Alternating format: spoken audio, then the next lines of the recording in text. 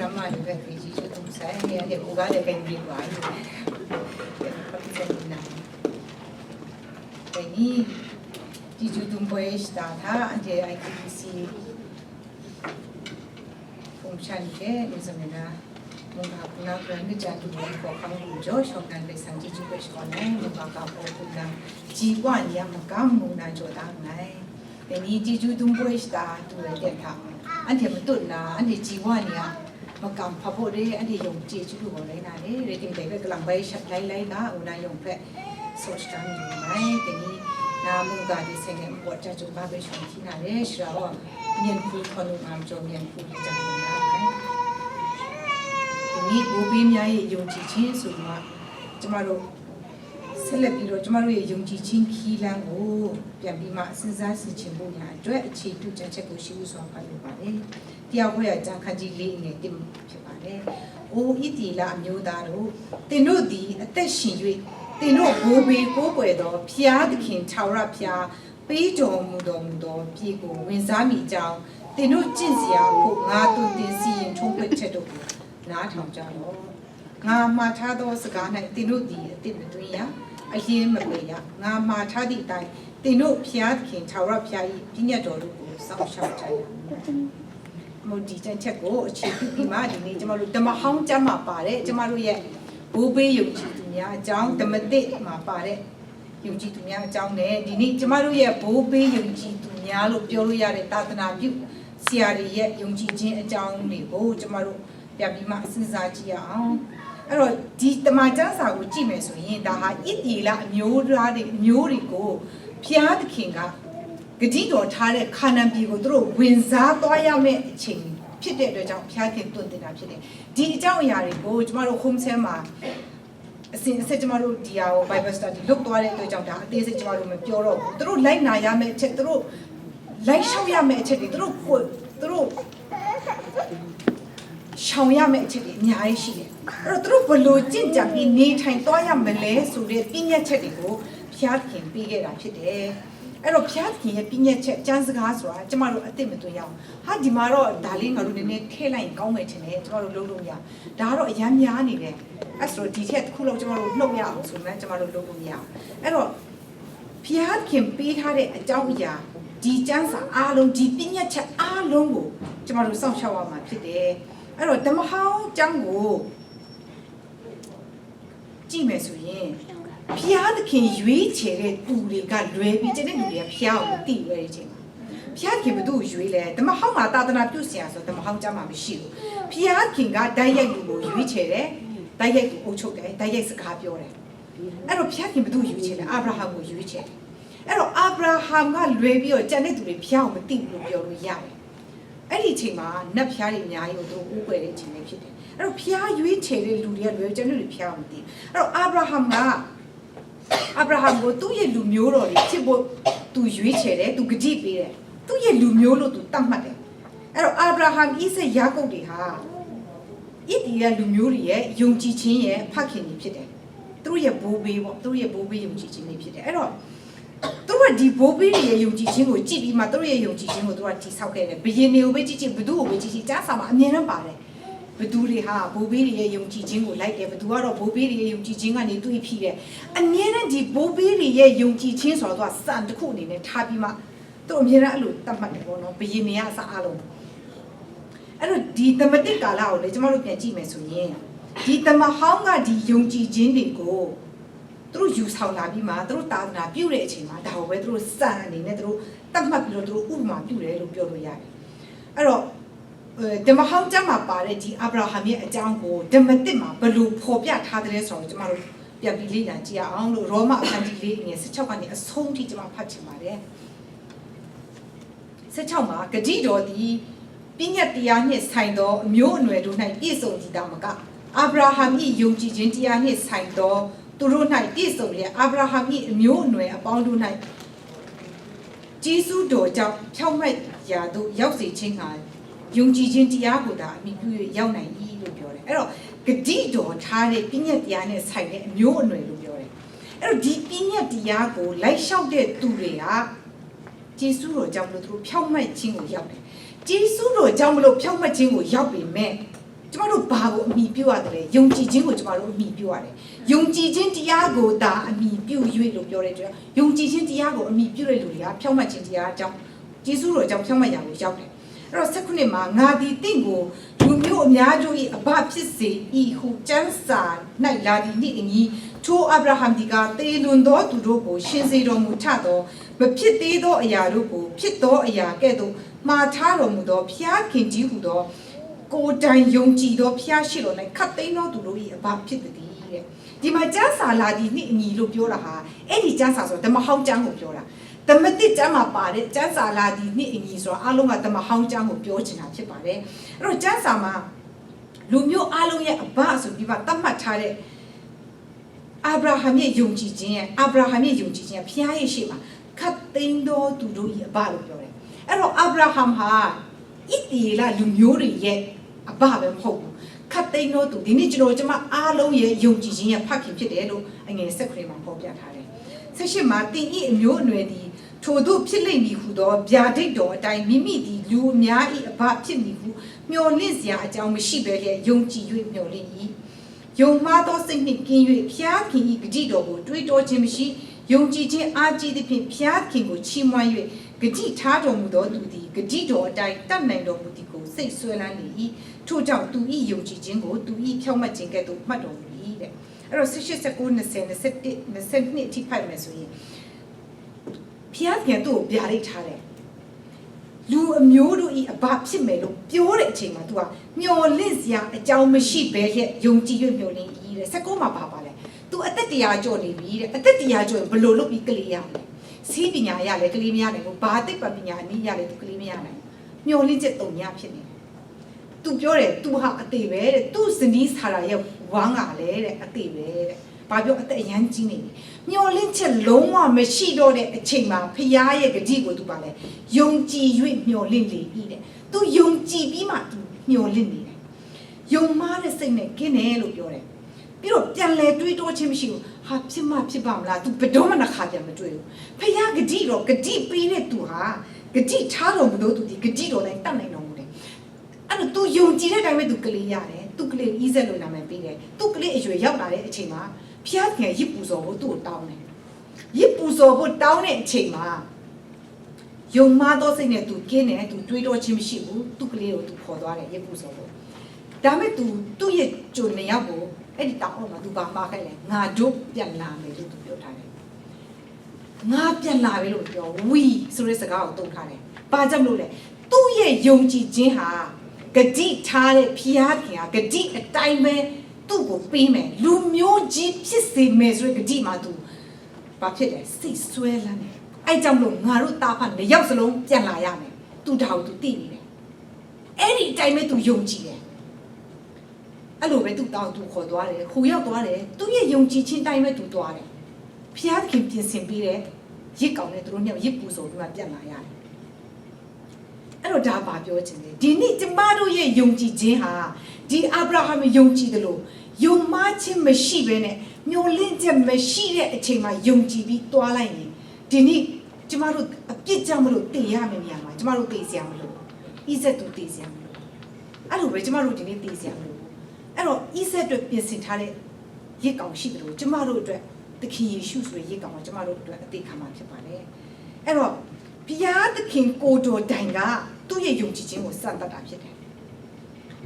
အဲ့တော့ထိုတို့မှတ်တော်မူသည်ဟုအာဗြဟံအကျိုးအလို့မှာကျမ်းစာ၌ရေးထားသည်မဟုတ်ငါတို့အကျိုးလို့ငါရေးထားသည်ငါတို့သခင်ယေရှုကိုတည်ခြင်းမှထမြောက်စေတော်မူသောသူကိုငါတို့သည်ယုံကြည်လင်ထိုယုံကြည်ခြင်းကိုငါတို့၏ဖြောင့်မတ်ခြင်းကိုမှတ်တော်မူတယ်ထိုသခင်ယေရှုသည်ငါတို့အပြစ်ကြောင့်အနံ့ခြင်းကိုခံတော်မူ၏ငါတို့သည်ဖြောင့်မတ်ရာသို့ရောက်မည်ကြောင်းထမြောက်တော်မူ၏တဲ့အဲ့တော့အာဗြဟံရဲ့ဖြောင့်မတ်ခြင်းကြောင့်ကိုဒီကျမ်းစာမှာပါတာကသူ့ရဲ့အကျိုးပဲမဟုတ်ဘူးတဲ့ဒီနေ့ကျမတို့ယုံကြည်သူအားလုံးရဲ့အကျိုးကိုလိုချင်လို့ဒီနေ့ဒီကျမ်းစာမှာမှတ်တမ်းတင်ကြခြင်းဖြစ်တယ်အဲ့တော့ဒီနေ့ကျမတို့သခင်ယေရှုကိုတည်ခြင်းမှထမြောက်စေတဲ့သူခရစ်တော်ဖျားခင်ကိုကျမတို့ယုံမယ်ဆိုရင်အဲ့ဒီယုံကြည်ခြင်းကဖြောင့်မတ်ခြင်းလို့မှတ်မယ်လို့ပြောတယ်ကျမတို့ဖျားရှိမှာဘယ်သူမှမဖြောင့်မတ်နိုင်ဘူးဖျားရှိမှာကဖြောင့်မတ်တဲ့သူတွေပဲဝင်လို့ရမယ်အဲ့တော့ခရစ်တော်ရဲ့ထမြောက်ခြင်းအဖြစ်သာရင်ကျမတို့ကဖြောင့်မတ်တဲ့သူတွေဖြစ်ရတယ်ဒါပေမဲ့ကျမတို့တယောက်စီကကျမတို့ရဲ့ယုံကြည်ခြင်းကိုအမိပြုမှသာရင်ခ ခရစ်တော်ကိုယုံကြည်လက်ခံမှတည်းအဲ့ဒီဖြောင့်မတ်သူဆွဲဖြစ်ကိုရတယ်အာဗြဟံကသူ့ရဲ့ယုံကြည်ခြင်းကိုအမိပြုတဲ့အတွက်ကြောင့်မလို့ဖြောင့်မတ်ခြင်းဆွဲနေရာကိုရတယ်အဲ့တော့ဒီနေ့ကျမတို့ရဲ့ယုံကြည်ခြင်းကိုသွားမယ်ဆိုရင်ကျမတို့အမျိုးသားအတွက်ကျမတို့အမျိုးသမီးအတွက်ကျမတို့သားအတွက်ကျမတို့သမီးအတွက်ကျမတို့ယုံကြည်ပြီးလို့မရတာရဲ့သားအတွက်အမေရယုံကြည်တယ်လို့ကျမတို့လုပ်ပြီးလို့မရသူတို့ကိုယ်တိုင်ယုံကြည်မှသာလေသူတို့ကိုယ်တိုင်ယုံကြည်လက်ခံသူတို့ကိုယ်တိုင်နှုတ်ကနေဝန်ခံမှသာလေရနိုင်မှာဖြစ်တယ်ကျမတို့ကိုယ်စားယုံကြည်ပြီးလို့မရအဲ့တော့ဣတိလတွေစံထားတဲ့အာဗြဟံရဲ့ယုံကြည်ခြင်းကဒီနေ့ဣတိလလူမျိုးတွေအတွက်ပဲမဟုတ်ဘူးကျမတို့ယုံကြည်သူအားလုံးအတွက်ဖြစ်တယ်အာဗြဟံကဖျားရဲ့ဂတိကိုယုံတဲ့တော့ကသူမြုံလင့်ချက်လုံးဝမရှိဘူးတုံညဖြစ်နေတဲ့အချိန်မှာသူယုံနေတာဖြစ်တယ်ဖျားကိုယ်တော်တိုင်သူ့ရဲ့ယုံကြည်ခြင်းကိုစံတက်တဲ့အချိန်မှာသူ့ရဲ့ယုံကြည်ခြင်းဟာလုံးဝမယိုင်လဲခဲ့ဘူးဆိုတာစကားအဖြစ်ကျမတို့ဒီနေ့တွေ့ရတယ်အဲ့တော့ဒီနေ့ကျမတို့ယုံကြည်သူတွေရဲ့ဘဝမှာမျိုးလင့်ချက်တုံညဖြစ်သွားတဲ့အခြေအနေမှာဖျားရဲ့ဂတိတော်တွေမှာကျမတို့စွဲမြဲပြီးကျမတို့ယုံနေမလားကဘာကုံဒီတိုင်အောင်မင်းတို့နဲ့ငါအတူရှိမယ်ဆိုတဲ့ဂတိတွေရှိတယ်ဝင်လေးရပင်ပန်းတော်သူပေါင်းလို့ငါချန်လို့လာကြလောဆိုပြီးမှဖျားခေါ်တဲ့ဂတိတွေရှိတယ်ဒုက္ခရောက်နေတဲ့အချိန်မှာအထူးသဖြင့်ကုမတော်မူမယ်ဆိုတဲ့ဂတိတွေရှိတယ်အဲ့ဒီဂတိပေးထားတဲ့ဖျားရဲ့ဂတိကိုဂတိပေးထားတဲ့အတိုင်းတတ်နိုင်တယ်ဆိုတော့ကျမတို့ဒီနေ့တကယ်ယုံကြည်တာဒီဂလောကဒဏ်တရားတွေကိုကျမတို့တကယ်ရင်ဆိုင်တဲ့အချိန်မှာကျမတို့တွေ့လာမှာဖြစ်တယ်ငါရဲ့ယုံကြည်ခြင်းကဘယ်အတိုင်းအတာထိရှိတယ်လဲကိုကျမတို့သိဖို့လိုတယ်ဒါဟာအာဗြဟံရဲ့ယုံကြည်ခြင်းကိုကျမတို့နိုင်ရှင်ဖို့ဆိုတဲ့ထိုင်ရင်အဲ့ဒီယုံကြည်ခြင်း level ဒီအဲ့ဒီယုံကြည်ခြင်းမှတ်တိုင်ဒီကိုကဘယ်အခြေအနေထိရောက်နေတယ်လဲဆိုတော့ကျမတို့ပြန်စဉ်းစားကြည့်ဖို့လိုအပ်ပါတယ်ဒီနေ့ကျမတို့အမေရိကမှာနေကျမတို့ credit ကအများကြီးအရေးကြီးတယ်ကျမတို့ဘာလို့ကျမတို့ background check ဆိုတာဘာလို့ background check ဆိုတာလာပြီးကားပဲဝယ်အိမ်ပဲဝယ်ဘာလို့ credit check ဆိုတာအများကြီးလာတယ်အဲ့တော့ကျမတို့ဒီ credit ကြီးကောင်းအောင်ကျမတို့အများကြီးစူးစမ်းရတယ်မလေးငါ credit ပြည့်ရင်လူတော်လုံးလို့မရဘူးဒီနိုင်ငံမှာcredit ကောင်းရမယ် credit ကိုတိဆောက်ရတယ်စူးစမ်းရတယ်အဲ့တော့ကျမတို့ဖျားရဲ့ရှေ့မှာကျမတို့ credit ဘယ်လိုဖြစ်နေလဲကျမတို့စဉ်းစားမိမလားကျမတို့ရဲ့ credit ကိုဖျားအများနဲ့ check နေတာကြားစမှာပါတယ်အကျင့်တရားအတိုင်းစီရင်မယ်မင်းတို့ရဲ့အကျင့်တိုင်းမင်းတို့စီရင်မယ်လို့အဲ့တော့ကျမတို့ရဲ့ credit ကိုတိုင်းကိုကျမတို့စီရင်မယ်ဒီနေ့ဖျားရှေ့မှာ credit မကောင်းတဲ့သူကစီရင်ခြင်းခံရမယ် credit ကောင်းတဲ့သူကချင်းမြောက်ခြင်းခံရမယ်ကျမတို့တက်ဖို့ရရမယ်ဒါရှိရှင်းလေးပဲဖျားရဲ့ရှေ့မှာကျမတို့ credit ဘယ်လိုရှိလဲဒီလောကရဲ့ credit မှာပဲကျမတို့လုံးပန်းလိုက်နေမလားကျမဒီအကြောင်းကိုခဏခဏပြောဘူးတယ်ကျမတို့ဟာနှစ်ခုစလုံးမှာကောင်းအောင်ကျမတို့ကြိုးစားရမယ်တစ်ခုတည်းပဲသွားလို့မရဘူးအဲ့တော့ကျမတို့ရဲ့ယုံကြည်ခြင်းရဲ့အသက်ရှင်ခြင်းမှာကျမတို့လက်တွေ့ဖို့ဆောင်ပြီးမှဒီဘိုးဘေးတွေရဲ့ယုံကြည်ခြင်းကိုကျမတို့ပြန်လဲပြီးတော့ခွန်အားယူဖို့လိုတယ်တမဟောက်ခိကဘိုးဘေးတွေရဲ့ယုံကြည်ခြင်းကအကြီးကစားထားပြီးမှသူတို့ရဲ့ယုံကြည်ခြင်းတွေကိုသူတို့အဲ့ဒီပုံမှာသူတို့တိဆောက်သွားတာကိုတွေ့ရတယ်။ဓမ္မတစ်မှာလည်းအဲ့ဒီဘိုးဘေးတွေရဲ့ယုံကြည်ခြင်းကိုပဲသူတို့စံထားတယ်။ဓမ္မတစ်မှာကယုံကြည်သူတွေကိုယ်တိုင်အဲ့ဒီဘိုးဘေးတွေရဲ့ယုံကြည်ခြင်းမှာတေဒီတိုင်အောင်သူတို့ဟာသစ္စာဆောင်ခဲ့တယ်။အဲ့တော့ဓမ္မတစ်ကျမ်းကယုံကြည်ခြင်းတွေအများကြီးကျမတို့မပြောတော့ဘူး။အဲ့တော့ခရစ်တော်ရဲ့တပည့်တော်တွေကြည့်မယ်ရှင်ပေါလုကိုကျမတို့ကြည့်ကျမတို့တွေ့နေတယ်။အဲ့တော့ယုံကြည်ခြင်းကြောင့်မလို့သူတို့အားလုံးဟာအသေးခံရတယ်အသက်ခံရတယ်မာတုရဖြစ်တဲ့လူတွေကြီးပဲယောဟန်ကလွယ်လို့ပေါ့လေအဲ့တော့သူတို့ရဲ့ကယ်တင်ခြင်းဒီသတင်းစကားကိုသူတို့ဖြန့်ဝေခဲ့တယ်ဒီတပည့်တော်10ယောက်ကနေစပြီးမှသူတို့ကတကဘာလုံးအရက်ရက်ကိုပြန့်ပွားသွားတယ်ပြောမယ်ဆိုရင်ကဘာအရက်ရက်ကိုသူတို့ဒါဒီဧဝံဂေလိတရားဟောဖို့သူတို့တွားလိုက်တဲ့အချိန်မှာသူတို့ညှဉ်းပန်းနှိပ်စက်မှုမျိုးမျိုးသူတို့ခံရတယ်လွှတ်နဲ့ပိုင်းပိုင်းခုတ်ဖြင်ရတယ်မသိမချင်းနာနဲ့ထိုးခံရတယ်ခေါင်းဖြတ်တက်ခံရတယ်အစိတ်တိုက်တွေနီလာမျိုးစုံကောက်သူတို့နှိပ်စက်ခံရတယ်ဒီကယ်တင်ခြင်းသတင်းစကားတွေကိုဒီလိုမျိုးဒုက္ခခံပြီးအသေးခံပြီးသူတို့ဖြန့်ဝေခဲ့တယ်ဒီနေ့ကျမတို့ကြားရတဲ့ဒီသတင်းစကားဟာသူတို့အသေးခံပြီးမှနှိပ်စက်ခံပြီးမှဒီသတင်းစကားတွေကြောင့်မလို့ကျမတို့ဒီနေ့ရောက်ခဲ့ရတယ်ကျမတို့ဒီနေ့ခရစ်တော်ကိုကျမတို့သိခဲ့ရတယ်ဒါဟာအယံတန်ဖိုးကြီးပါလေကျမတို့အလကားအပေါ်စားဒီသတင်းစကားကိုကျမတို့ကြားခဲ့ရတာမဟုတ်ပါဘူးကျမတို့ဒီနေ့နေနေတဲ့ဒီအမေရိကန်နိုင်ငံရဲ့ရာဇဝင်ကိုပြန်ကြည့်မယ်ဆိုရင်ဘာသာရေးဆိုတာကိုအခြေခံပြီးဒီနိုင်ငံဖြစ်လာတယ်တမိုင်းတင်တဲ့သူတွေအကုန်လုံးသိပြီးသားဖြစ်တယ်မေဖလာဝါဆိုတဲ့တင်မောကြီးစီသူတို့ဒီနိုင်ငံကိုရောက်လာတယ်ဘာကြောင့်လဲဖျားသခင်ကိုသူတို့ဝတ်ပြုကိုးကွယ်ဖို့တခုတည်းပဲအဲ့ဒီရွယ်ချက်တခုတည်းကြောင့်လို့သူတို့အင်္ဂလန်ကနေထွက်လာတယ်အဲ့ဒီကြောင့်လို့ဒီနိုင်ငံဒီနေ့ကောင်းကြီးခံစားရတယ်ယုံကြည်ခြင်းခိုင်မာတဲ့ဘိုးဘေးတွေကြောင့်မလို့ဖြစ်တယ်ဒါပေမဲ့ဒီဂျေဇုကိုသူတို့မချီမဲ့ပြီးငါတို့တိတ်တော်လို့တိတ်တက်လို့ဒီနိုင်ငံတလူဖြစ်လာတယ်ဆိုရင်ဖျားသခင်ရဲ့ဂျေဇုဟာကပြီးလွယ်သွားနိုင်ပါလေ သူတို့ရဲ့ဘိုးဘေးတွေဖြစ်တဲ့သာသနာပြုဆရာတွေရဲ့ကောင်းကြီးအသီးအပွင့်တွေသူတို့ခံစားရအရင်တော့ဆိုဒီအမေရိကန်နိုင်ငံဆိုကမ္ဘာပေါ်မှာသာသနာပြုဆရာတွေအလွတ်ဆုံးနိုင်ငံဖြစ်တယ်ဒါပေမဲ့ဒီနေ့ကိုရီးယားတွေ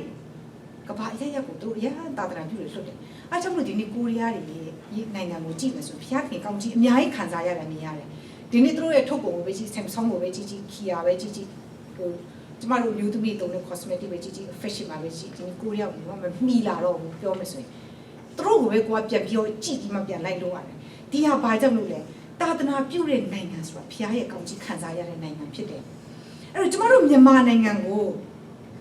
သာသနာပြုလာခဲ့တဲ့သာသနာပြုဆရာကြီးတွေရဲ့အကြောင်းလေးကျွန်တော်နည်းနည်းပြန်စဉ်းစားရအောင်သူတို့စိုက်ပျိုးခဲ့တဲ့အသီးပွင့်တွေကဒီနေ့ကျမတို့ဖြစ်တယ်ကျမတို့ရဲ့ဘိုးဘေးတွေလို့ပြောတဲ့မြန်မာပြည်ရဲ့သာသနာပြုဆရာကြီးရဲ့အကြောင်းတွေကဆရာကြီးယူဒတာအကြောင်းကိုကျမတို့ပြန်စဉ်းစားကြည့်အောင်ကျမတို့အားလုံးသိပြီးသားတော့ဖြစ်ပါလိမ့်မယ်ဒါပေမဲ့ဆရာကြီးယူဒတာသာသနာပြုဖို့ထွက်လာတာအရှိပြီကိုအိန္ဒိယကိုသူထွက်လာလို့ဟုတ်တယ်ဒါပေမဲ့မုံတိုင်းအဖြစ်ဖျားသခင်ကသူ့ကိုဗမာပြည်ကိုပို့ဆောင်ခဲ့တာဖျားရဲ့ရည်ရွယ်ချက်ကသူ့ကိုဗမာပြည်မှာသာသနာပြုဖို့ဖြစ်ပါတယ်အဲ့ဒီအချိန်မှာဗမာပြည်ကကုန်းပေါင်ခင်ထောင်းချင်ဖြစ်တယ်ကုန်းပေါင်ခင်ထောင်းချင်ဖြစ်တဲ့ကျွန်တော်ဗမာပြည်မှာဗမာပြည်သားတွေအားလုံးကအဖြူတွေကိုအယမ်းမုန်းတဲ့အချိန်ဖြစ်တယ်ဒါငါတို့နေချေတယ်ငါတို့တတ်တယ်ကိုလိုနီဖြစ်တဲ့အချိန်ကိုကျွန်တော်မျက်နှာဖြူတွေကိုအယမ်းမုန်းတယ်အဲ့တော့အဲ့အချိန်မှာဆရာကြီးယူဒတာဟာလောကနိဗ္ဗာန်လို့တင်စားလို့ရတဲ့ဒီအမေရိကန်နိုင်ငံကြီးကိုသူစွန့်ခွာပြီးသူဗမာပြည်ကိုလာခဲ့ရတာဖြစ်ပါတယ်ဘလောက်တောင်မှအဆင့်တန်းမတူဘူးအစားအသောက်မတူဘူးနေမြေမတူဘူးဘာသာစကားမတူဘူးဘာမှမတူတဲ့ဗမာပြည်ကိုသူလာပြီးမှတရတာပြုရတယ်သူအရန်ခက်ခဲပါလေဗမာပြည်ကိုရောက်တာမကြောက်ဘူးသူမိမတည်သွားတယ်အဲ့တော့နှုတ်ဆုပ်ကလေးလေးကြံခဲ့တယ်သူကလေးကနှုတ်ဆာလို့သူငိုတယ်သူမခံနိုင်ဘူးသူကလေးလေးကိုပွေးပြီးမှသူလမ်းတကာမှာလူများတဲ့နေရာမှာဈေးမှာသူခေါ်သွားတယ်သူမျက်ရည်ကျပြီးမှသူလိုက်တောင်းပါနေသူကလေးကိုနှုတ်တိုက်ပြီးလို့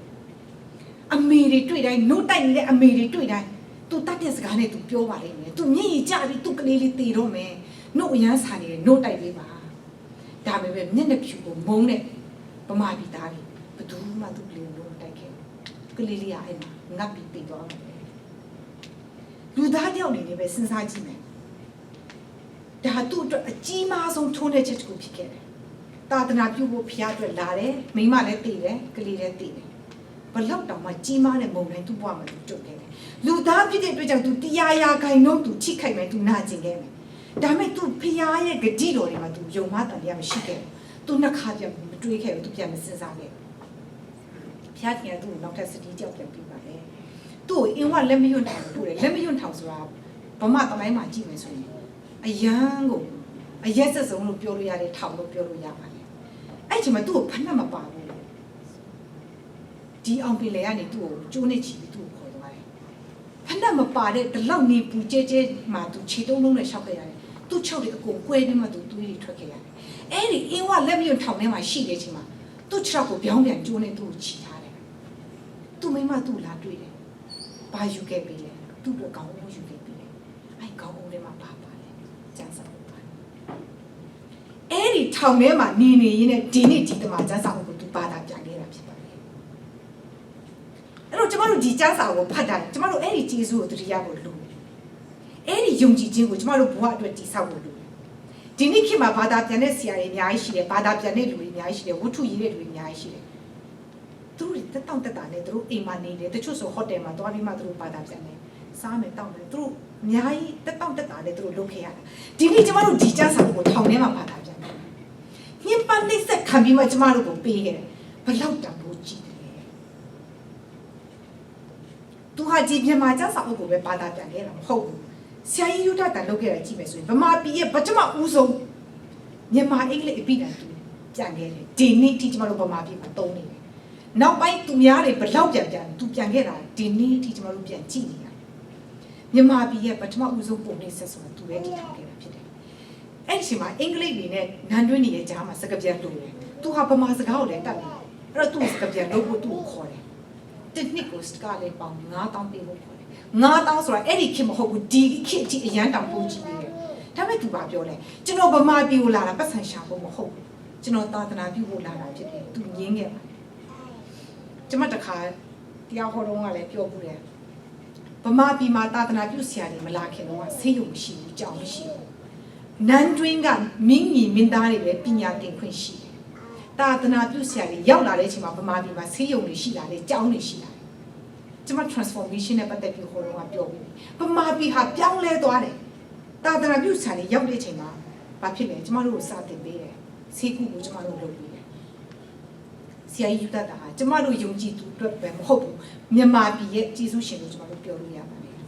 ဒီနေ့ကျမတို့ကချင်လူမျိုးတွေမှာရောက်လာတဲ့သာသနာပြုဆွေအများကြီးတဲ့ဒေါက်တာဟန်အိုလာဟန်စင်ကျောင်းကိုကျမတို့ပြန်စဉ်းစားရအောင်ကျမဒါလည်းခဏခဏပြောပြီးပြီ1890ကျမတို့ရောက်တဲ့အချိန်မှာဗမာတွေအဲ့ဒီအချိန်မှာထီးနဲ့နန်းနဲ့အရန်ကိုဗမာတွေက civilize ဖြစ်နေတယ်အရန်တိုးတက်နေပြီဗမာတွေအဲ့ဒီအချိန်မှာကိုရီးယားဘာပဲရှိနေပြီလေအင်ဂျီတောင်မတ်တက်တယ်လို့ကျမတို့ကချင်းဒါတလည်းရှင်ဘဝအပြည့်စုံနေပြီဒါတလည်းရှင်ပြီးပြီဓမြတော်မှတိုက်လိုက်သေးတယ်ကျမတို့ဘလောက်တောင်မှအရင်အဆိုင်ဘဝပဲရှိသေးတယ်ဘလောက်ကွာခြားတယ်လဲဆိုတော့အဲ့မှာတွေ့ရတယ်သာသနာပြုဆရာကိုဓမြတိုက်လိုက်လို့သာသနာပြုဆရာကစာရေးခဲ့တာဒီကချင်ဆိုတဲ့လူမျိုးတွေကိုတော့ငါတို့သာသနာပြုမှဖြစ်မယ်သာသနာပြုရင်ရနိုင်တယ်အဲ့ဒီစာကနှစ်ပေါင်း40ကျော်မှဒေါက်တာအိုလာဟန်စင်ရောက်လာတာဖြစ်ပါတယ်ဒီနေ့ယုံကြည်ခြင်းအပြင်ဒီသာသနာပြုဆရာတွေရဲ့အပြင်ကျမတို့ဒီဘဝကိုရောက်လာတာဖြစ်တယ်ဒီနေ့ဒီတမန်ကျစာဆိုတဲ့ဒီနှုတ်ကပတ်တော်ကြောင့်မလို့ကျမတို့လူဖြစ်လာရတာဖြစ်ပါတယ်ကျမတို့သာသနာပြုတာအရန်ခက်ခဲခဲ့တယ်ဘာဖြစ်လို့လဲဆိုတော့ကျမတို့ကဒီနေ့ကျစာဖတ်လိုက်ရင်များသောအဖြစ်ကတော့တကယ်အရန်ခက်ခဲတဲ့ဝီယိုဒီယာလွယ်လို့ကျမတို့အကုန်လုံးနားလိမ့်မယ်ကျမတို့ကချင်းလို့နားမလဲယေဟောဝါငိုင်စကူပဲလေမဲဝါရဲငိုင်ထာဝရဘုရားဒီငါဤတိုးထင်းဖြစ်တော်မူ၏တိုးဆိုတော့ကျွန်တော်မသိကျွန်တော်တောင်းမှာတိုးမှမရှိရှရာရဲ့တဲ့စကူငါဟဘုဖေစမြူတာရဲ့ဒုံဆူမူရမိုင်နာဤနော်ထာဝရဘုရားဒီငါဤနွားထင်းဖြစ်တော်မူ၏လို့ပြောင်းပြီးပြောရမလို့ဖြစ်နေတယ်သူတို့မသိဘူးအဲ့တော့ဒီတိုးဆိုတဲ့ဟာတွေကိုသူတို့ရဲ့အမြင်ရှိတဲ့နွားဆိုတဲ့ word ဆိုတဲ့ဟာတွေကနေပြောင်းသွားအောင်အယံပင်ပန်းခဲ့ပါတယ်။ဘာဖြစ်လို့ဖျားခင်ကတိုးကိုယူရတယ်လဲ။တိုးဆိုတာဘယ်လိုလက္ခဏာတွေရှိတယ်လဲ။ဒါကျမတို့အကျေချဲတော့မပြောတော့အလုံးသိတာပြောကြအောင်။အယံအသေးစိတ်ကြီးကျမတို့တင်ခဲ့ရတယ်။ပြောခဲ့ရတယ်။ကျန်းစာတင်မယ်လာတယ်ဘယ်သူမှမလာ။ကိုညာကျွေးမယ်ဆိုမှလာ။အဲ့တော့ဆရာဘာလုပ်လဲ။ကိုညာလေးကုန်းလို့သူ့အိမ်မှာသူထုတ်တယ်သူလုပ်တယ်။ဒီနေ့ကိုညာကျွေးမယ်လာခဲ့ကြပါဆိုအများကြီးလာတယ်ကိုညာစားချင်လို့ကိုအဲ့လိုမျိုးတင်ခဲ့ရတာအဲ့လိုခက်ကိုတင်ခဲ့ရတာဖြစ်တယ်အဲ့တော့ဒီနေ့ကျမတို့ရဲ့ဘိုးဘေးတွေရဲ့ယုံကြည်ခြင်းကိုပြန်လဲအောက်မေ့တရိယာပြီးမှကျမတို့ရဲ့ယုံကြည်ခြင်းကိုကျမတို့ပြန်လဲဆန်းစစ်ဖို့လိုတယ်သူတို့ရဲ့ယုံကြည်ခြင်း level အချီကျမတို့ဘယ်လောက်ထိသွားနေလဲဟာခိကလာမမလို့ရာခုခိကလောက်တော့ခက်ခဲတော့ပါဘူးဆိုပြီးကျမတို့အကြောင်းပြချက်ပေးနေလားဒီနေ့တာတာပြုဆရာတွေရဲ့သူတို့တာတာပြုခဲ့တဲ့အခြေခံအဖြစ်ခရစ်တော်ရဲ့မိန့်မာတော်မူချက်ကိုပြည့်စုံနေတာဖြစ်ပါတယ်နောက်ဆုံးသူဖီထာကိုသူပြောခဲ့တယ်ပေတရုကိုယောဟန်17 16 18မှာပါတယ်နံပါတ်1ချက်တိုးတငယ်တွေကိုကြိုးပါငယ်သေးတဲ့အချိန်မှာနှုတ်ပဲတောက်ပါတယ်အဲ့ကနေမှတစ်ဆင့်ကြည်ခဲလွယ်တဲ့အစားအစာတွေစားတယ်အဲ့လိုပဲကျမတို့ကလေးတွေငယ်သေးတဲ့အချိန်ကစပြီးမှဒီအေးဝင်ကြီးတရားဒီမျိုးစိလေးကိုထည့်ပြီးလို့လိုအပ်တယ်နံပါတ်1ကအေးဝင်ကြီးတရားဖြစ်ပါတယ်နံပါတ်2ငါဤတိုးတို့ကိုထိမ့်ပါဟုတ်ပြီအေဝံဂေလိတရားကိုကျမတို့သတင်းကောင်းကိုပြောပြီးပြီဘာပြန်လို့သေးတယ်လဲတပည့်တော်ဖြစ်ခြင်းဆိုတာအရေးကြီးပါလေ discipleship ဆိုတာအရေးကြီးတာအဲ့တော့တမန်တရားအဖြစ်ကျမတို့ဒီလူတွေကိုပြတ်ပြီးလမ်းပြဖို့လိုပဲနောက်ဆုံးတစ်ချက်ငါဤသူတို့ကိုကြိုးနေပါအသင်းတော်တည်ထောင်ခြင်းနှုတ်ကပတ်တော်နဲ့ပြေဝတော့အသင်းတော်တည်ထောင်ခြင်းဖြစ်ပါလေဒီနှုတ်ကပတ်တော်ဆိုတာကငယ်ငယ်လေးချိန်ကနေဟိုးကျမတို့နောက်ဆုံးချိန်ထိကျမတို့ကျွေးမွေးဖို့လိုအပ်နေတဲ့စားတောက်ဖို့လိုအပ်နေတဲ့အရာဖြစ်ပါတယ်ဒီဟာကိုအခြေပြုပြီးမှသာသနာပြုဆရာတွေဟာကဲတင်ချင်းသတင်းစကားကိုဟောပြောတာဖြစ်ပါတယ်သူတို့ဟာကဲတင်ချင်းသတင်းကောင်းကိုဟောပြောပြီးတော့ပြန်သွားတာမဟုတ်ဘူးယူဒတာဟာဗမာပြည်မှာခရိယန်ယုံကြည်သူတွေကိုချောက်ဖို့ကိုရက်တိုင်နေတဲ့အတူတူနေတယ်ဒီပေါင်း40ကျော်သူဗမာပြည်မှာနေခဲ့တယ်သူအမေရိကကိုသူတင်မောနဲ့သူပြန်သွားတဲ့အချိန်မှာသူတင်မောပေါ်မှာတင်သွားတယ်သူ့ရှိထဲမှာပဲသူ့ကိုတကြိုလိုက်ရပါတယ်ဒေါက်တာအိုလာဟန်ဆင်ကိုကြည့်မယ်ဆိုရင်ဒီချင်းနေနေပေါင်း30နာရီနေခဲ့သူနောက်ဆုံးသူဒီအမေရိကမန်နီဆိုတာစတေကစိတ်ပေါ်ဆိုတဲ့မြို့မှာသူတည်သွားတာဖြစ်ပါတယ်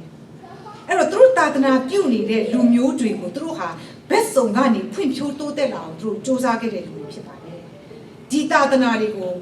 ုကျမတို့ဒီနေ့လက်ဆင့်ကမ်းပြီးယူလာဖို့လိုအပ်ပါတယ်ဒီနေ့ကျမတို့ KBC ရဲ့သာသနာလုပ်ငန်းအကြောင်းကိုကျမနည်းနည်းပြောလိုပါတယ်ဒီနေ့ကျမတို့ IKBC ဟာ KBC USA ဆိုတဲ့အသေးအဖွဲ့ထဲမှာပါဝင်သလို KBC USA ဆိုတာ KBC ဆိုတဲ့ကျမတို့ကချင်ချင်းခရီးယာအတင်းချုပ်မှာပါဝင်နေဖြစ်တဲ့အတွက်ကြောင့်အတင်းချုပ်ရဲ့သာသနာလုပ်ငန်းအကြောင်းကိုလည်းကျမအနေနဲ့ပြောပြလိုပါတယ်ကျမတို့ KBC ဟာဒီသာသနာပြုဆရာဘိုးဘေးတွေရဲ့သာသနာပြုနည်းကိုယူပြီးမှပုံရင်းဆာစနာမှုပဲနဲ့ကလောရဲ့ဘက်စုံဖွံ့ဖြိုးရေးသာသနာဖြစ်ပါတယ်ကျမတို့ကဲတင်ချင်းတရင်ကောင်းကိုဝေမျှတယ်ဒီဘက်တော့ဖြစ်ချင်းကျမတို့လုပ်တယ်အတင်းတော်ပြည်တောင်ရှင်ကျမတို့လုပ်ပါတယ်အတင်းချုပ်ကနေကျမတို့သာသနာပြုတဲ့လုပ်ငန်းအများကြီးထဲမှာအကြီးကကျမတို့ကရခိုင်တွေဝါတွေကဒူးကနန်းတွေကျတော့သာသနာလုပ်တယ်ကဒူးကနန်းဆိုတော့သူတို့စတော့မှပျောက်လူကြီးပါဖြစ်နေတဲ့လူမျိုးတွေဖြစ်တဲ့အတွက်ကြောင့်သူတို့ကိုစာနဲ့အတူတူကြီးကျန်းစာဘာသာပြန်ကျန်းစာပုဂ္ဂိုလ်ဘာသာပြန်တဲ့လုပ်ငန်းကြီးကျမတို့လုပ်ကူညီလုပ်ကိုင်ပေးပါတယ်အဲ့တော့သာသနာပြုဆရာတွေကိုလုပ်တဲ့အချိန်မှာလည်းအရန်ခက်ခဲခဲ့ပါတယ်ကျမတို့ဆရာရခိုင်သာသနာပြုတဲ့ဆရာမတင်ချန်ခေါ်ဆိုရင်တမိသားစုလုံးကလေးတွေကစားအိုက်မှာပဲမွေးနေရခိုင်မှာပဲသူနေခဲ့ရတယ်ကလေးတွေဆိုရင်ကချင်စကားနဲ့ရခိုင်စကားပဲပြောတယ်ဗမာစကားကိုသိမတတ်ဘူးအဲ့တော့ဝါတွေကိုသာသနာပြုလို့မယ်ဆိုတော့အရန်ခက်ခဲခဲ့တယ်သာသနာပြုကဟေးဖျားခင်အဲ့လိုဟုတ်တယ်ယုံကြည်ချက်ချင်းတော့ပြောလို့မရချက်ချင်းကိုတွားပြီးယုံဒီတေဝင်ကလေးတရားပြောလို့မရတယ်သူတို့ကကိုယ့်ကိုယုံကြည်တာကြားထဲမှာယုံကြည်မှုကြီးဆောက်ဖို့အချိန်အများကြီးကြာခဲ့တယ်ဆရာကြီးယူတတ်တယ်ဗမာပြည်ရောက်တာနဲ့ချက်ချင်းတရားဟောခဲ့တာမဟုတ်ဘူးဗမာစကားတအောင်ဗမာစကားတွေလေ့လာခဲ့တယ်အမျိုးမျိုးလုပ်ခဲ့တယ်ဘာသာတွေပြန်ခဲ့တယ်ပြီးမှပဲသူကျမတို့တေဝင်ကလေးတရားတွေသူဟောခဲ့တာအဲ့တော့အေဝင်ကလေးဒရက်စကားကိုပြောပြီးတာနဲ့သူတို့နဲ့အတူနေတယ်သူတို့နဲ့အတူစားတယ်သူတို့နဲ့အတူနေတယ်ရင့်ကျက်တဲ့ယုံကြည်သူဖြစ်လာတဲ့အချိန်မှာကျမတို့ကကြားစာကြောင်းကိုပို့တယ်ကြားစာကြောင်းပို့တယ် MIT ကိုပို့တယ်တချို့ကလပ်ပြီးတော့သွားတက်တယ်ရှိတယ်ဒီခါကျကျမတို့နောင်နားမှာလာတက်တာရှိတယ်အဲ့တော့ကြားစာကြောင်းကနေပြန်လာတဲ့အချိန်မှာသူတို့နဲ့အတူတူကျမတို့အမှုတော်ကိုထမ်းဆောင်တယ်သူတို့6ကိုသူတို့ရပ်နိုင်တဲ့အချိန်ကျမှကျမတို့က MBC ဆိုတဲ့မြန်မာနိုင်ငံလုံးဆိုင်ရာနေ့ချင်းခရီးအဖွဲ့ချုပ်လေးကျမတို့ဆက်သွယ်ပေးလိုက်တယ်အဲ့တော့ဒီနေ့ရခိုင်ကိုလည်းကျမတို့ဆက်သွယ်ပေးပြီးဒီနေ့ဝါဆိုရင် MBC မှာဝါနေ့ချင်းခရီးအဖွဲ့ချုပ်ဆိုပြီးဖြစ်တဲ့အချိန်ဝါနေရာယုံကြည်သူတွေအရန်တို့ဝါလာဖြစ်ပါတယ်ဒီနေ့သတင်းကောင်းမျှဝေခြင်းနဲ့အတူကျမတို့ဘာလုပ်တယ်လဲရှမိုင်းစစိုက်ဆာစနာဆိုတာရှိတယ်ရှမိုင်းစိုက်ဆာစနာဆိုတာကကျမရင်းနဲ့ပတ်သက်တဲ့တာသနာပေါ့နော်အဲ့ဒါကအဲ့မှာဆိုရင်ဆရာဝန်တွေပါတယ် nurse တွေပါတယ် NGO တွေဆေးကုမ္ပဏီတွေပါတော့ဆက်သွယ်ပြီးမှကျမတို့ဆေးကုပေးတဲ့လုပ်ငန်းတွေကိုကျမတို့လုပ်ပါတယ်ပြီးတော့နောက်တစ်ခုကတော့လေကာဖာကြီးဆာစနာဆိုတဲ့စာပေတာပါတယ်ကျမတို့လုပ်တယ်အဲ့တော့အစိုးရကမဖွင့်သေးတဲ့ဒီအရက်ဒေတာတွေမှာ volunteer တွေနဲ့ကျမတို့လူငယ်တွေကိုခေါ်တယ်ပြီးတော့ဒီစာတင်ပေးဖို့အတွက်ကျမတို့တင်တန်းတွေပေးတယ်ပြီးတော့အဲ့တင်တန်းတွေပေးပြီးမှကျမတို့ကဒီစာတင်ပေးဖို့အတွက်လူငယ်တွေကိုလွှတ်တယ်အဲ့တော့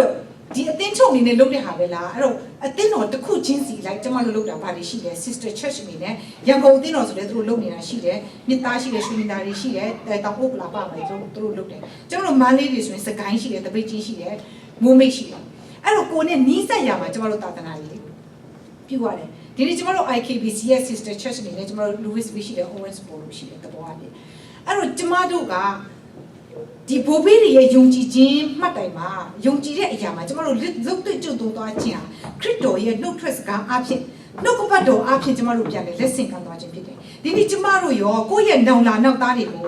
ကျမတို့ဘလို့မှတ်တိုင်တွေစိတ်ထူသွားပေးမလဲဘိုးဘေးယုံကြည်သူတွေကတော့ခရစ်တော်ရဲ့ခြေရာကိုလိုက်ပြီးမှသူတို့ယုံကြည်ခြင်းမှတ်တိုင်တွေကိုအခိုင်အမာစိတ်ထူသွားခဲ့ပြီဖြစ်ပါတယ်အဲ့တော့ဒီနေ့ဧဝံဂေလိတရားဟောဖို့အတွက်တစ်ချက်ရှိတယ်တစ်ချက်ကပါလဲဆိုတော့နှုတ်အားဖြင့်ဧဝံဂေလိတရားဟောတယ်နံပါတ်တစ်ချက်ကတော့အလင်းအဖြစ်စားအားဖြင့်တက်သေးအားဖြင့်ကျမတို့တက်သေးခံတာဖြစ်တယ်အဲ့ဒီနေ့ချက်မှာကျမတို့ဒီနေ့ဘယ်လိုလုပ်လဲအမေရိကမှာကျမတို့ရောက်နေပြီခရစ်တော်ရဲ့ကယ်တင်ခြင်းတည်င်းကိုဝေမျှမယ်တပည့်တော်ဖြစ်ခြင်းနဲ့အသင်းတော်တည်တော်ခြင်းတွေကျမတို့ဘယ်လိုလုပ်သွားမလဲ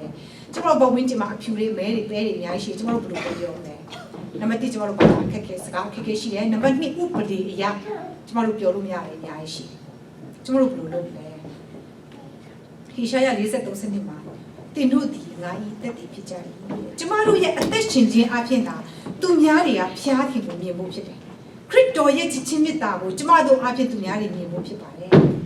ချစ်ချင်းဝမ်းမြောက်ခြင်းငြိမ်သက်ခြင်းစိတ်ရှိခြင်းကျေးဇူးပြုခြင်းကောင်းမြတ်ခြင်းသစ္စာဆောင်ခြင်းနုညံ့သိမ်မွေ့ခြင်းကာမဂုဏ်ချုပ်တီးခြင်းဆိုတဲ့ဂလာတိ9:20ကစာတန်မတုပနေတဲ့ဝိညာဉ်အတိအဖြစ်ကျမတို့ဖျားရဲ့တက်တည်ဖြစ်ဖို့လိုအပ်ပါတယ်အဲ့တော့တက်တည်နေပဲနေမယ်ဆိုပြီးတက်တည်နေတယ်ကျမတို့ပါစပ်ပေးဒီပဲနေမလားကျမတို့ဘယ်လိုလုပ်မလဲ ဒီနေ့ကျမတို့ရဲ့အဒီနာမှာဘသူတွေကတပည့်တော်ဖြစ်ချင်းကိုတွင်တင်ဖို့လိုအပ်နေတယ်ဘသူတွေကိုကျမတို့လမ်းပြဖို့လိုအပ်နေတယ်အဲ့ဒါတွေကိုကျမတို့မြင်အောင်ကြည့်ပြီးမှကျမတို့စူးစမ်းဖို့လိုတယ်အဲ့ဒါတွေကဒီနေ့ကျမတို့အတွက်ဖျားပေးတဲ့တောင်းတခုဖြစ်တယ်ဒီနေ့ ABC ကဒီ American Teaching ခရီးအဖွဲ့ချုပ်ကပြောလဲဆို refugee အနေနဲ့ဝင်လာတဲ့ဗမာပြည်ကဝင်လာတဲ့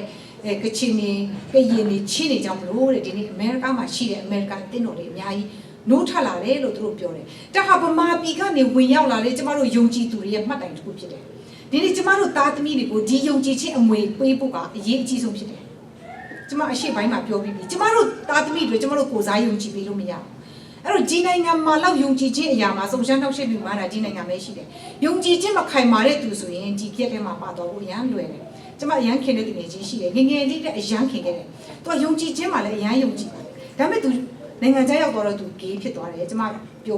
ဘူးလေနော်သူဂေးဖြစ်တော့ကျမအရန်စိတ်မကောင်းဘူးပေါ့နော်ကျမစိတ်ထဲမှာမျောလင့်နေတယ်တနေ့ကျရင်သူနောက်ထပ်ရမယ်ပေါ့နော်သူနောက်ထပ်ရလိမ့်မယ်လို့ကျမမျောလင့်နေတယ်ပေါ့အဲ့တော့လွန်ခဲ့တဲ့တစ်ပတ်ကသူဆုံးသွားတာကြတော့ကျမအရန်စိတ်မကောင်းဖြစ်တယ်သူနေမကောင်းနေတော့ကလည်းကျမတတိရတယ်အိုးငါလျှောက်လန်းနေတဲ့လမ်းကမှားတယ်လို့သူ့စိတ်ထဲမှာပေါ့နော်သူဝန်ခံသွားမယ်လို့ကျမကအရန်မျောလင့်နေပေါ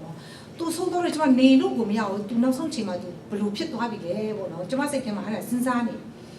ေဘာဖြစ်လို့လဲဆိုသူဗမာပြည်ပြန်ရောက်တော့သူဘာလုပ်လဲဆိုတော့ LGBT rights မှာသူလှုပ်ရှားတယ် LGBT rights ဆိုတာကဒီ lesbian gay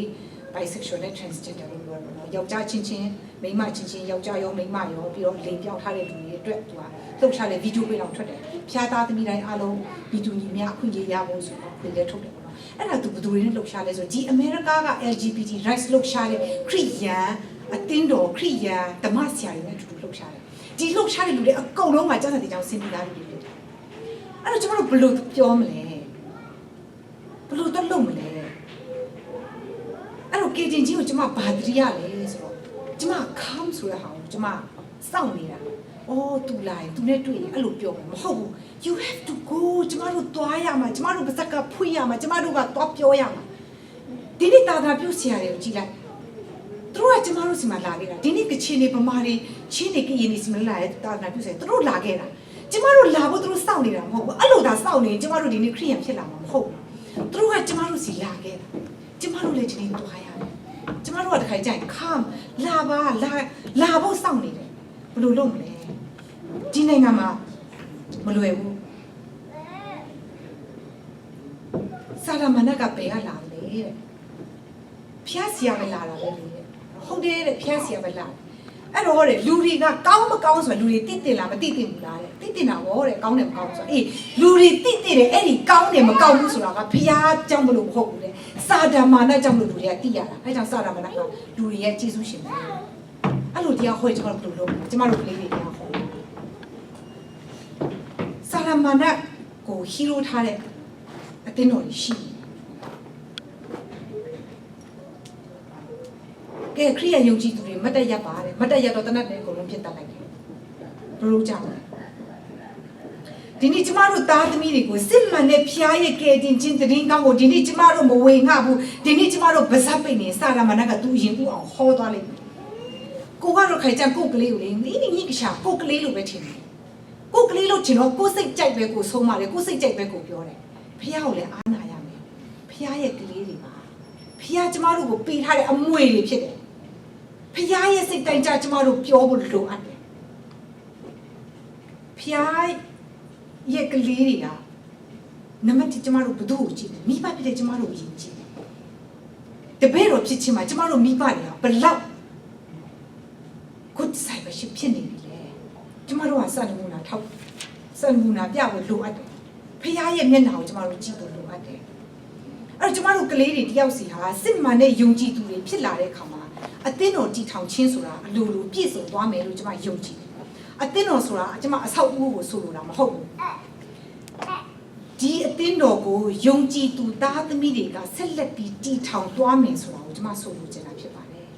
ဒီနေ့ကျမတို့ဒီနိုင်ငံမှာတာသနာပြုကြမယ်အချိန်ခိုင်မာတဲ့ယုံကြည်ခြင်းကိုကျမတို့ပြန်လည်ပြီးမှမှတ်တိုင်ဆက်ထူရမယ့်အချိန်ကျမတို့ရောက်လာပြီကျမတို့ရဲ့ယုံကြည်ခြင်းကြောင့်မလို့ဒီနိုင်ငံမှာယုံကြည်သူတွေပြန်လည်နိုးထလာစေရမယ်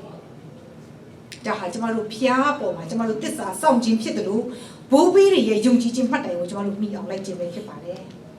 ကျမအစကဖတ်တဲ့အခြေပြုချက်ချက်ကိုပြန်ကြည့်မယ်ဆိုရင်ဣတိယလူမျိုးတွေဟာခါနန်ပြည်ကြီးကိုဝင်စားသွားရမှာဖြစ်တဲ့အတွက်ကြောင့်သူတို့ကိုလိုက်နာရမယ့်အချက်တွေကိုဖျားပြခဲ့တယ်ဘိုးဘေးတွေရဲ့ယုံကြည်ခြင်းကိုသူတို့